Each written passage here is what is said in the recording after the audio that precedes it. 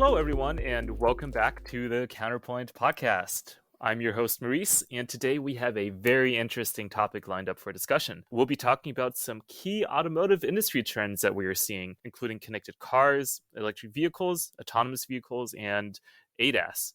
With this in mind, we also want to be looking at what are the major opportunities that will present themselves in 2022, talk about what the players are doing in the ecosystem, and much more. And so to talk about this today, I have two analysts with me, Suman Mandal and Mohit Sharma. Both of them are based in India. Hey Mohit, how are you doing today? I'm good, Morris. How are you? Oh, I'm great. And thanks for coming on with me. What about you, Soman? How are things with you? Yeah, I am doing fantastic. Looking forward to today's discussion. Perfect. Well, let's get right into it then.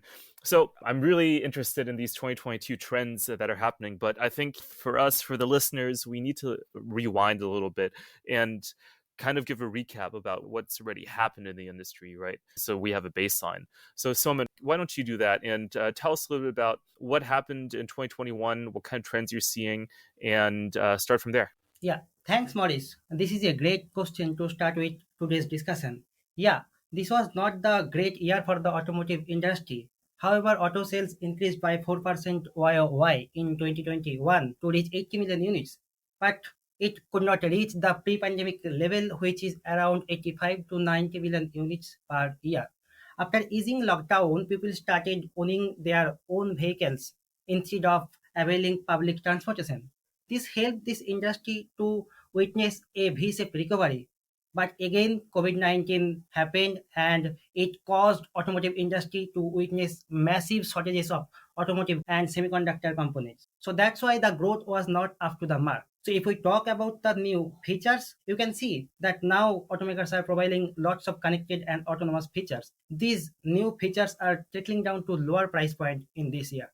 That's great, Soman. Thanks for setting the stage for things. So soon after the pandemic started in 2020, we saw the automotive industry hit very hard by semiconductor shortages. And with Counterpoint, we really track a lot of the market in terms of smartphones, TWS, you name it. And we've seen shortages hit a lot of different industries. What can you tell us specifically now that's happening with the automotive industry? Because, with smartphones, other things, we're seeing some easement, but what's happening here? And Mohit, why don't you take that one? Yeah, thanks, Morris. So I think this is the question has been asked for last 1.5 years, right? So if you look back in 2021, the chip shortages were started easing off in the first quarter, but the second quarter onward, you have seen production plants shutting down, or in quarter three, you have seen the automakers started releasing the cars without high-end features, right? So you don't have those infotainment features or adaptive control features, a little bit of that. And in the quarter four, you have seen some recovery. And coming back to the 2022, you will see that things will be easing off, but you will not see problem will be completely solved in the 2022. Yeah, and talking about 2022 specifically, we saw some pretty neat announcements happening at CES in the beginning of the year. CES, the big trade show that happens in the US, had a lot of different announcements in terms of healthcare, in terms of AI, but really, I think one of the big standouts was for automotive-centric announcements. Soman, why don't you tell us a little bit more about what you saw when you covered CES this year? We know CAC is famous for consumer-related product announcements. Some large companies, including BMW, Mercedes-Benz, and General Motors, skipped this in-person event, citing COVID-19 outbreak. But if you look at the automotive announcement in these years, the all announcement were around electric vehicles, connected mobility, autonomous mobility, digital cockpit, robotics, shared mobility. So this trend is in line with the industry transformation towards case that is connected, autonomous, shared, and electrification. So some of the important announcements are like Sony to form a new entity to focus on EV business. So if you look 2 years back in CES 2020, Sony announced its first EV prototype. Now it's formed a new entity to focus only in EV business. But Sony is not the first smartphone ecosystem player to enter into this race. We have already seen Group, Foxconn, Xiaomi, all are entering this race, and we expect this space is going to be more competitive in the coming years. The next interesting announcement I heard in CS, that is Google exploring new capabilities with Android Auto.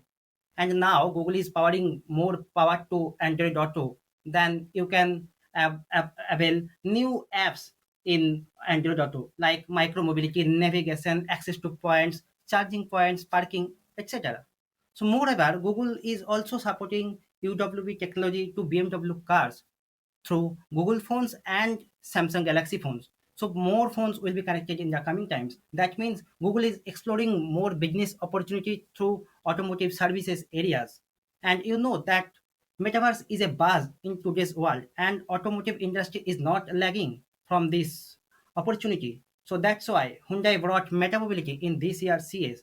So it has joined forces with Boston Dynamics to build a robotic society where we will be able to freely move between the real and virtual worlds. So if you ask me, the most interesting trends in this year's CS was Snapdragon digital chassis and digital cockpit announcement. Hey Mohit, as you are tracking this industry, can you share your views on it? Those are some interesting trends, Soman. And before Mohit starts on that, I think this digital cockpit is something that was really interesting for me because I think it really helps try to reconfigure how we can experience our vehicles from the inside. So not only just the looks and stuff on the outside, which is what usually is what car makers really showcase, but really how do we have a digital experience integrated into the cockpit? And that's kind of what this is all about. Isn't that right, Mohit?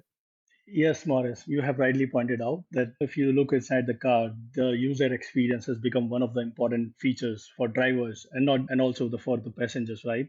So like user experience include how the driver interacts or the passenger interacts with the car, which is nothing but human and machine interference, right? Which includes larger displays, intelligent voice assistants, or augmented head-up displays.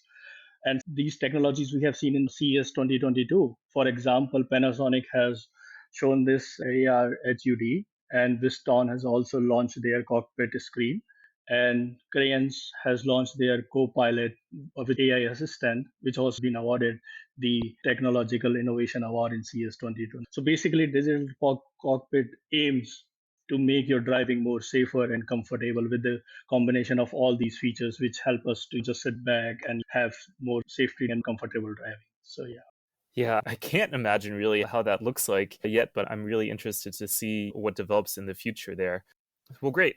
So we covered CES, but one thing that we really track here at Counterpoint is the different kinds of processors, connectivity that goes into cars. And for one thing, the number of connected cars with TCUs or telematics control units that are being sold have actually risen globally. And how are we looking at this? Like, what are brands doing, and how are they focusing on things like infotainment systems as a differentiator?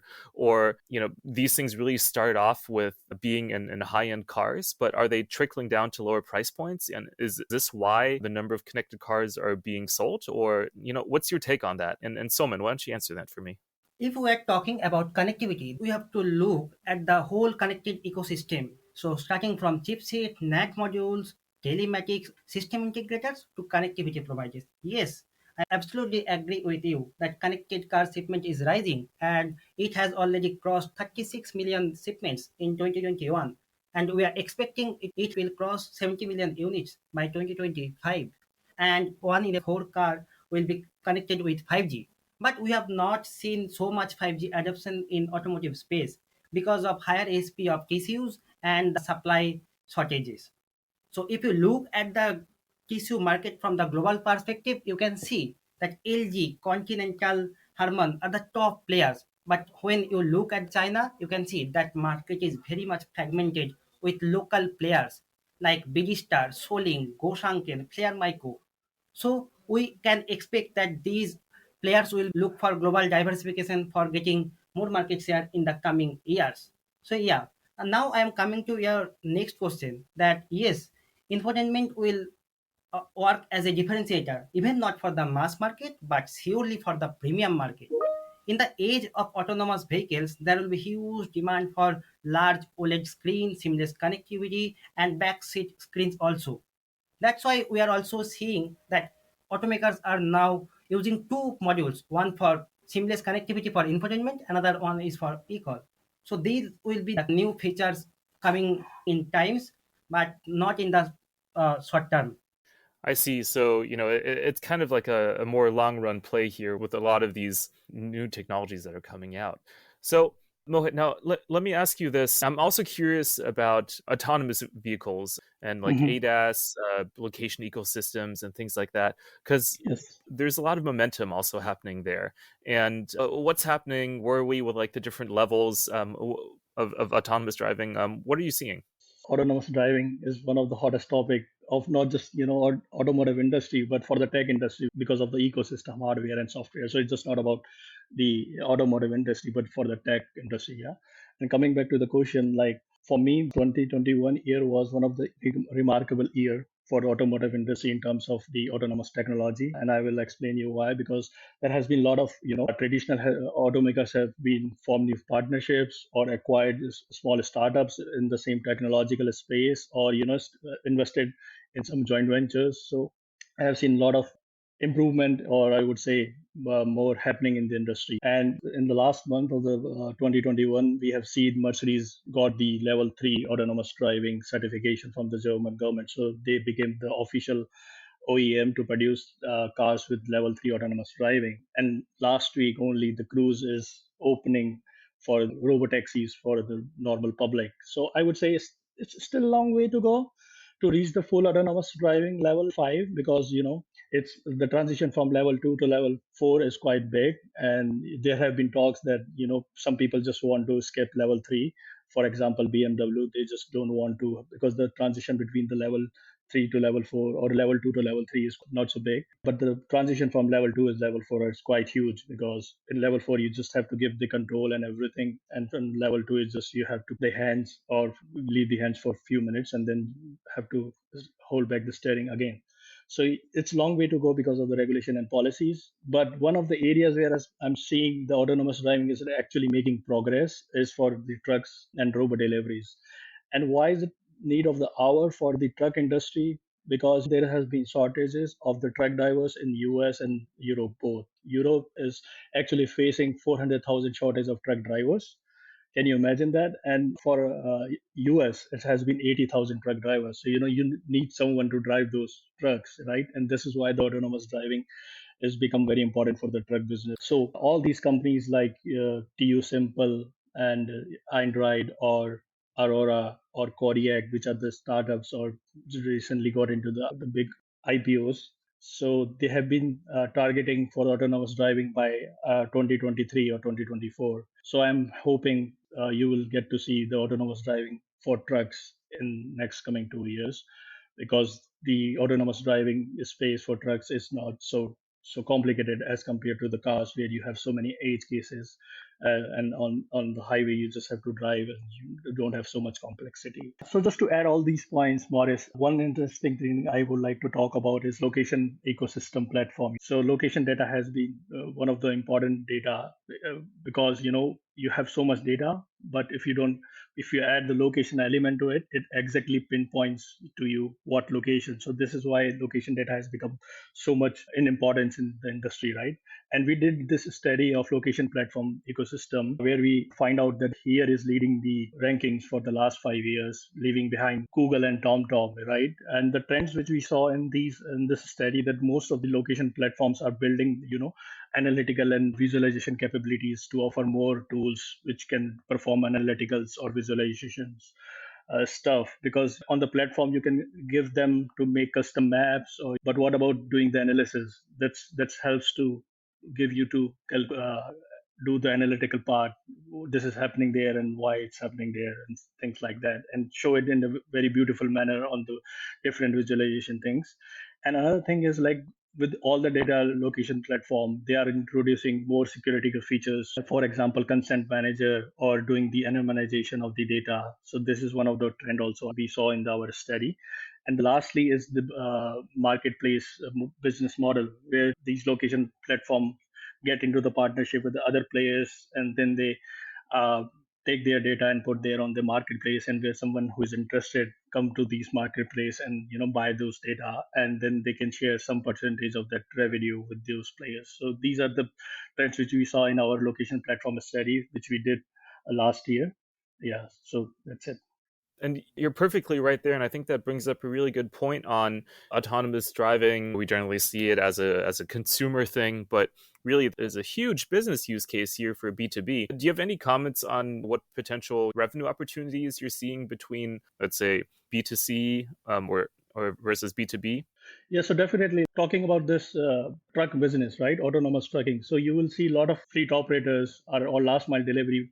They are already having contracts with these TU Simple because they need someone to drive the trucks, and you already been seeing the shortages. So you have a lot of B2B opportunities in the truck businesses. Whereas for cars, the robo taxis will be one which is B2C, I would suggest. So you have a different B2C in the car market, but for trucking, it's more of a B2B opportunity. Very interesting. And now, Soman, I wanted to actually go back and ask you a little bit more about electric vehicles. You mentioned some announcements that happened at CES, such as from Sony. Electric vehicle penetration is also rising. So, how is that deployment process going? And what are you seeing in terms of how the infrastructure for this is actually being built? You know, I look out of my window and I can see some charging stations being built now in a lot more places. So there are definitely some developments. But what can you tell us overall about what's happening? Yes, Maurice. Electric vehicle penetration is rising. So electric vehicle sales already crossed 6.7 million units in 2021, which got almost doubled from the 2020 year level. And China is leading this market as well, followed by Europe and USA. But if you look, this market is driven by support from the government. But China is going to reduce or cut down subsidies on the new electric vehicles from 2023. Then it will be slowing down there. So even you look at the European market, then you can see the carbon emission norm policies in Germany, UK, and France are less tightened. So that also may slow down electric vehicle adoption there after 2 3 years. And we know that for electric vehicle adoption, there will be requirement for huge infrastructural development. But if you look, there are only 2 million public charging stations available. Out of those, only 30% are only fast. So it may appear as a barrier for EV adoption in the initial years. So there was chicken egg dilemma in the initial years, but I think that is going in the right way. So now I am talking about next problem, and that is charging standard. So if you look at the charging standard, you can see there are lots of charging standards available in the market. So the new countries or the developing countries are getting confused which charging standards to follow. And now coming to the next problem, and that is battery recycling. You know that besides developing electric vehicles, you have to also look on the battery recycling. Either it will create lots of environmental pollution. So what we have already seen in the initial years of EV adoption in China. That's why policymakers has to work on this problem as well. The next problem for EV adoption, that is pricing. So you know that the price of EVs are higher compared to IC vehicles. So that's why governments need to support more to consumers. Either they will not be interested to invest more on EVs. And now I am coming to the last point, and that is driving range. So if you are going to outside and if you cannot find a charging station, and even that is not fast charging station, that may cost down your time. That's why you have to build lots of fast charging stations, and also like driving range should support more than 500 kilometers. So if we can solve these issues, then I think this decade will be for electric vehicles. Now, Soman, one interesting point here that I know has increasingly come up with a lot of the consumers is this range anxiety, right? Like a lot of the journalists always in news articles, I feel like that's what's one really big thing that is being discussed is the range for and how long you can drive. Mohit, you know a little bit more about this, right? So can you tell us what EV makers are doing to really help with this range anxiety, to increase driving range with batteries? Can you walk us through that a little bit? Yeah, sure. I mean, anxiety has been one of the big issues of the EV adoption, right? And if you see in the earlier days, most of the EV makers were focusing on the design part of the car because you have this drag coefficient. If the lesser the drag coefficient, the higher the driving range, right? But over the last 2 years, you have seen the transition shift, not just from the design side, but now the EV makers are actually focusing towards the battery design or battery technology, I would say. So I will talk about the battery first. You have this lithium ion battery, which has this liquid electrolyte, which is quite flammable, and the density is also very high. And now the technology which we has been seeing in the trend to increase the driving range is a solid state battery. How does it different from the lithium ion battery is that it has the solid electrolyte, just the name suggests, right? Solid state battery. So the difference is you have this solid electrolyte between the anode and the cathode, which the advantages are it's it improves safety, smaller size, lesser size, and it also improves the fast charging times and gives you the more travel range. And most of the companies are backing this technology, right? Volkswagen, for example, has been in the contract or in a partnership with the Quantum Scope, who is very renowned in this solid state battery. Ford is also investing in solid power company, and Hyundai is investing in solid energy. So all these are focusing in the solid state battery technology. Whereas Tesla, they have been always the outliners in the industry, right? So they follow cameras instead of lidars, right? And the whole industry is going for the lidar and camera fusion, but Tesla has been the outliner in autonomous vehicle again. And the same is going with the for the electric vehicle range. So they are actually going for the 4608 battery, which is a cell to pack technology, the how the you pack the battery modules. And for and GM is doing for with the battery chemistry, so they have launched this new ultimum.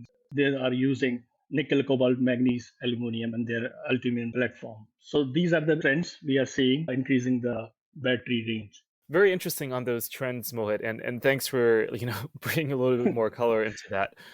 We talked about a lot of different topics here during our time here, from electric vehicles, connected cars, the TCUs, etc. But now I really want to talk a little bit more about the future and the trends you're seeing. So can you both, Soman and Mohit, talk a little bit more about some short-term or long-term trends you're seeing and what opportunities there are in the automotive industry? I just Googled it really quickly, and some things that are popping up are like what the most vegan friendly or environmental friendly car is and how consumers are looking for those things. So what are you seeing? And Soman, why don't you lead us off on that? Yes, the auto industry has seen its worst already. So 2022 looks very promising for this industry. The chip shortages has eased a bit but has not ended yet. So standing in February 2022, still many automakers are forced to shut down their plants due to COVID-19 outbreak and supply shortages. So that's why we are expecting it will not reach the pre-pandemic level in this year. So it will take another 1 2 years to reach pre-pandemic year level auto sales. So now, if we look at the supply point of view, you can see that automakers are complaining that they have very less control on the supply chain. That's why they are trying to develop or build their own supply chain ecosystem. So that's why they will be co-developing and co-designing chips with other players. They might not be producing it. So we have already heard that Volkswagen, Mercedes-Benz, GM, Ford, SAIC, all are interested in this space. So not only the automakers, even all the regions are trying to build their locally supply chain ecosystem because this COVID-19 outbreak has disrupted this supply chain. That's why every region don't want to depend much on the other regions. And also like more focus is being put on R&D in this time rather than manufacturing. That's why presently there are more long-term opportunities for this auto industry than short-term. Yeah, so just to add, from Soman's point, Soman talk about, short term, and I can talk about the trends in the longer term, more towards like 2025 or 2030. So since I'm following ARAS and autonomous, so I would just looking at the future from the autonomous vehicle perspective. So when you have this level 5 autonomous driving cars, I would predict that you have more front row seats can revolve, and you can just have this kind of back seat, and you can just watch movies or something like this. And I believe that the windshield can be used for watching as a kind of a screen where you can just watch movies or something like this. And with metaverse, I'm hoping that you can just be travel anywhere using those cars and those such technologies. So yeah, I mean, this is still very far ahead, but technology can take anywhere. You never know.